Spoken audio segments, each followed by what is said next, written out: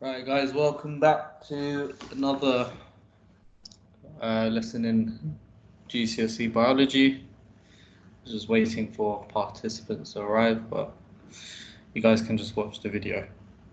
Right, so genetic modification.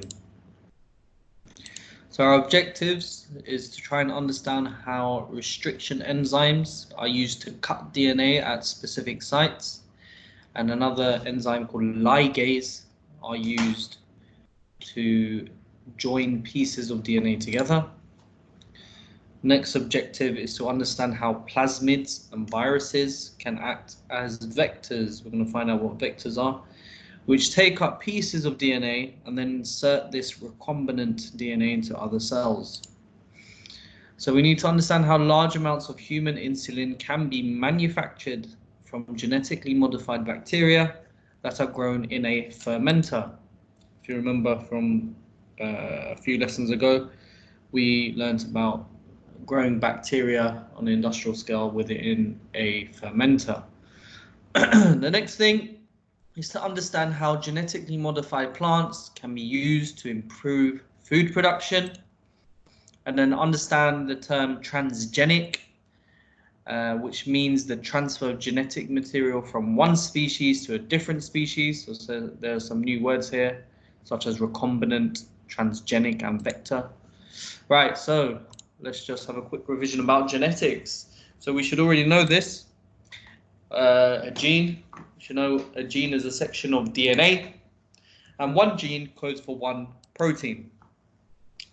Also, every 3 bases on the gene code for one amino acid.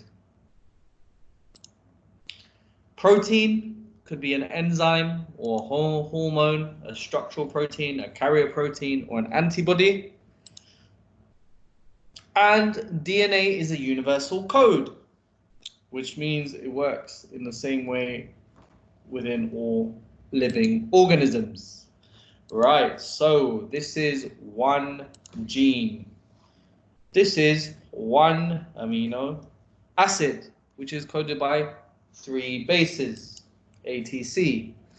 This is one protein made up of 1, 2, 3, 4 amino acids. It's all revision, guys. So, what is genetic engineering? Because the genetic code works the same in all organisms, it's possible to take these genes from one organism and transfer them to others. This is called genetic engineering. So genetic engineering is just transferring genes from one organism to another. It can be done with any living organism, from bacteria to plants and animals. It has done some incredible stuff, and there are many possibilities for the future. Right, so genetic engineering, the process, how does it work? Well, there's a section of DNA or a gene. It can be cut out of one species and inserted into another. The new DNA is called recombinant DNA. So recombinant DNA just means that the piece of DNA that was cut from the first species, and when it's added into another species, this now becomes recombinant DNA, keyword. So the organism that receives this recombinant DNA is called a transgenic organism. So we have keywords here: recombinant DNA, transgenic.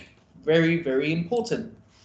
The new organism will then manufacture the protein using the DNA as if it was its own. And we've been through translation and transcription and protein synthesis. So you should know how it works, how the protein is produced. However, the organism which contains a recombinant DNA manufactures the protein using the DNA as if it was its own DNA.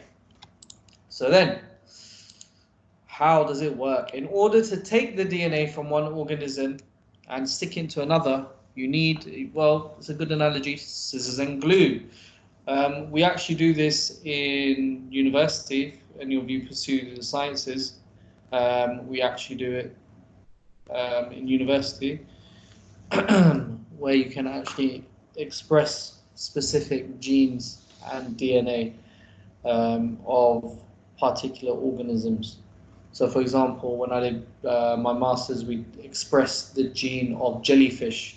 So the protein I expressed from that specific gene was the glow in the dark, and we were doing that to tag cancer proteins. Whilst we suspected there was a cancer protein within the cells, and we wanted to tag it with fluorescent green. So what did we do? We inserted the glow in the dark gene.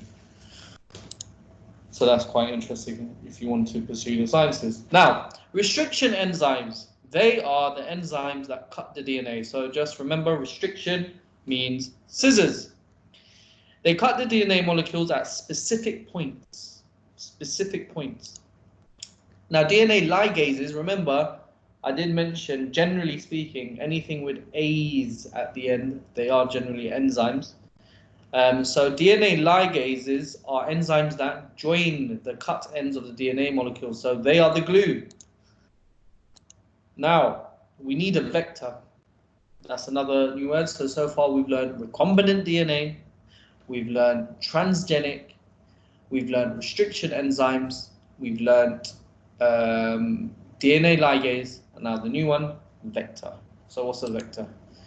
A vector is something that is used to transfer the DNA into the cell. There are two main vectors. There are plasmids. So if you remember the kingdoms topic, you'll know that DNA in bacteria, because bacteria don't have nuclei, they have small circular loops of DNA called plasmids that can be easily removed and edited and then inserted to form recombinant DNA. The other one are viruses that naturally insert DNA into organisms, especially in this current climate of corona. This is how they actually act. So viruses insert DNA into other organisms. That's why viruses aren't actually considered living.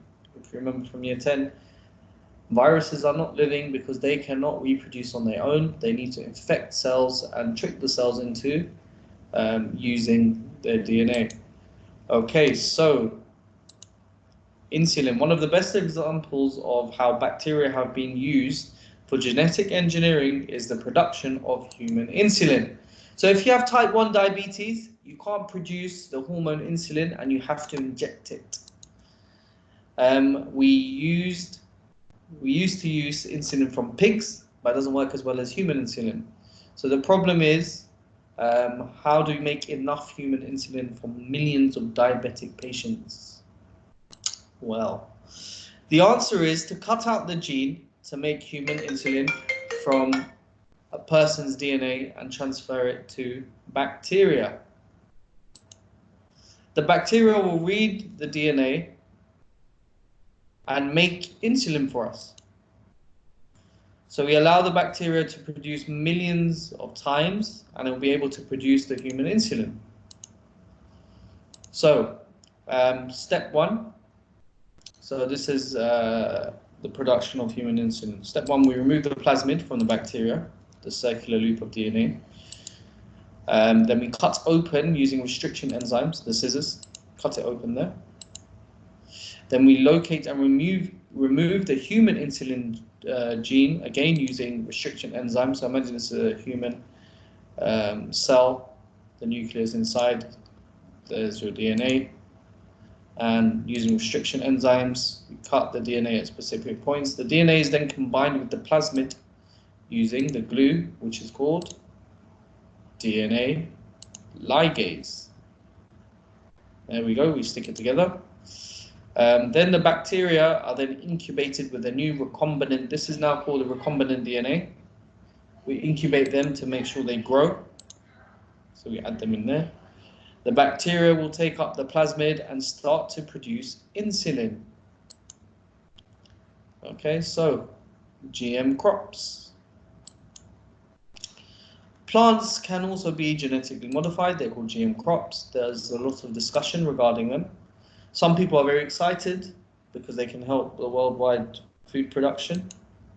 And some people are very concerned because you're changing nature. So GM crops, soya beans can be made to be resistant to herbicides. Just remember what pesticides are. GM bananas can be resistant to disease, and about 85% of maize grown in the US is GM, genetically modified for the resistance to an insect pest. Rice has also been engineered to contain vitamin A. This can reduce the development of night blindness in people whose diet is limited to rice and therefore vitamin A is deficient. So if they don't get enough vitamin A, it causes night blindness. However, we can engineer rice to contain vitamin A. The rice is a yellow color and therefore called golden rice. You may have seen it. So most GM crops are engineered either to be resistant to weed killers, i.e. herbicides, or insects. If they are resistant to the herbicides, then farmers can use these chemicals freely and just kill the weeds and their crops won't be affected, therefore maintaining yield. If they are resistant to insects, then the farmers do not need to use as many pesticides. Both of these types of engineered crops will increase the yield for the farmer. That's the whole point. What are the concerns? What do you think the concerns are? So, the transplanted genes may get out into the environment and breed with wild plants to create superweeds. They could affect food chains. They could affect human health. We're not sure yet. We can't foresee what the long-term effects are. We just don't know yet. So have a read of these true or false questions and figure it out. So restriction enzymes stick DNA fragments together. A virus can be a vector for a gene. Insulin is needed to treat cystic fibrosis, a disease. A transgenic organism contains DNA from two sources. You use ligase enzymes to cut DNA. Recombinant DNA contains the inserted gene. Plasmids are found in viruses. You can genetically engineer bacteria to produce insulin. GM crops can be resistant to herbicides. GM crops are definitely bad for human health. So we'll stop it there and we'll go through the answers next lesson. I'm also going to add an assignment for you guys to complete.